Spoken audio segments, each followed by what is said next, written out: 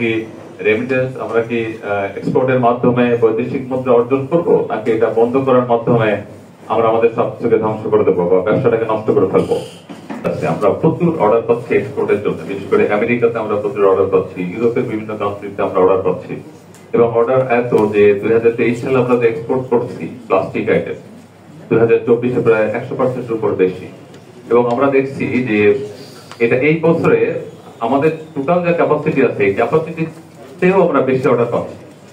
এখন প্রবলেমটা কোথায়? প্রবলেমটা হচ্ছে যে কেন আমরা অর্ডার পেলাম বিকজ হচ্ছে যে একটা রিজনেবল প্রাইস রেট ছিল বিদ্যুতে, এবং শ্রমিকের একটা রিজনেবল আমরা রেটের মধ্যে শ্রমিক পেতাম। এখন যদি বিদ্যুৎ খরচটা বেড়ে যায় তাহলে আমাদের কিন্তু আবার যারা চায়নার সঙ্গে ফাইট করতে হবে বা বিভিন্ন এক্সপোর্টার কান্ট্রির সঙ্গে ফাইট করতে হবে। তো এই যে একটা সুযোগ ছিল, স্যার যেটা বলতেছিলেন যে আমরা কি রেমিটেন্স, আমরা কি এক্সপোর্টের মাধ্যমে বৈদেশিক মুদ্রা অর্জন করব, নাকি এটা বন্ধ করার মাধ্যমে আমরা আমাদের সবকিছুকে ধ্বংস করে দেবো বা ব্যবসাটাকে নষ্ট করে ফেলবো?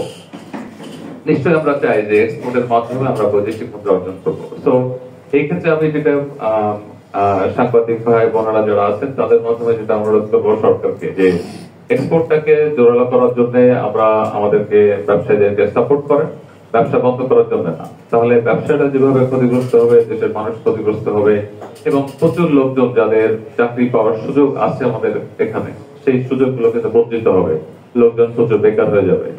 এটা একটা ব্যাপার। আরেকটা ব্যাপার যেটা বলবো যে সিঙ্গেল ইউজ প্লাস্টিক অ্যাসপেক্টে যেটা, সেটার ক্ষেত্রে আপনারা জানেন যে আমরা প্রায় 50,000 metric ton single use plastic collection করে রিসাইকেল করি এবং আমরা এটা রিইউজ করি। এটার ক্ষেত্রে স্যার যেটা বললাম যে আমরা কি এটাকে কালেকশন প্রসেসটাকে ভালো করব, নাকি এটা বন্ধ করে দেবো? তো সারা বিশ্বে আমরা যেটা উল্লেখ করছিলাম যে আমরা আমেরিকাতে, ইউরোপে, অস্ট্রেলিয়া সহ বিশ্বের সকল উন্নত দেশে আমরা সিঙ্গেল ইউজ প্লাস্টিক সহ সবকিছু এক্সপোর্ট করি, পলিব্যাগ এক্সপোর্ট করি। তো তারা তো একটা সুন্দর প্রসেসের মাধ্যমে এটা কালেক্ট করতেছে এবং রিইউজ করতেছে। তা আমাদের যদি কালেকশন প্রসিডিউর গুলো ভালো হয়, তা আমরা যারা প্লাস্টিক প্রোডাকশন করি তারা কিন্তু এটাকে কালেক্ট করে টাকা দিয়ে কিনে নিয়ে আমরা কিন্তু রিসাইকেল করতে পারবো। আমাদের সে অপশন আছে, যদি আমাদেরকে সরকার সাপোর্ট করে যে তোমরা এইভাবে কালেক্ট করো, আমরা সাপোর্ট করছি। তো আমরা সরকারের সহযোগিতা চাই প্লাস্টিক, সিঙ্গেল ইউজ প্লাস্টিক সহ সকল ধরনের প্লাস্টিক রিইউজ করার জন্য। আমরা কিন্তু রেডি আছি, আমরা অলরেডি কালেকশন করছি, এবং এই প্রসেসটা যদি ভালো হয় কালেকশনের, তাহলে যেটা সুবিধা হবে যে ইউজ নিয়ে আর চিন্তা করতে হবে না। তো কালেকশনের প্রসিডিউরটা আমার মনে হয় আমরা যদি রিসাইকেল কালেকশনের প্রসিডিউরটা ভালো করি, সরকার এবং যারা এই লাইনে এক্সপার্ট লোকজন আছে তাদের নিয়ে যদি একটা ভালো কমিটি করে কালেকশনটা সুন্দর করা যায়, আমরা কিন্তু ব্যবসায়ীরা রেডি আছে এটাকে কালেক্ট করে আমরা ইউজ করবো। তাতে কি হবে যে এই কালেকশনের সঙ্গে যারা যুক্ত তারা যেমন বেনিফিটেড হবে, একইভাবে আমরা যারা আছি আমরা এটা প্রোডাকশন করে রিসাইকেল করার মাধ্যমে এটাকে আবার আর্থিকভাবে লাভবান হবো।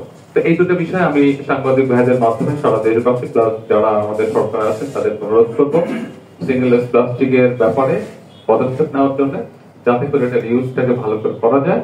একইভাবে বিদ্যুতের ব্যাপার যেটা বললাম যে আমাদেরকে সহযোগিতা করেন দাম না বাড়িয়ে, যাতে করে আমরা এক্সপোর্ট করার মাধ্যমে বৈদেশিক মুদ্রা অর্জনের মাধ্যমে দেশকে স্বনির্ভর তথা দেশের বেকারত্ব ঘোচানো এবং শিল্প কারখানার এক্সপানশনের জন্য আমরা যাতে কাজ করতে পারি। Thank you. আসসালামু আলাইকুম।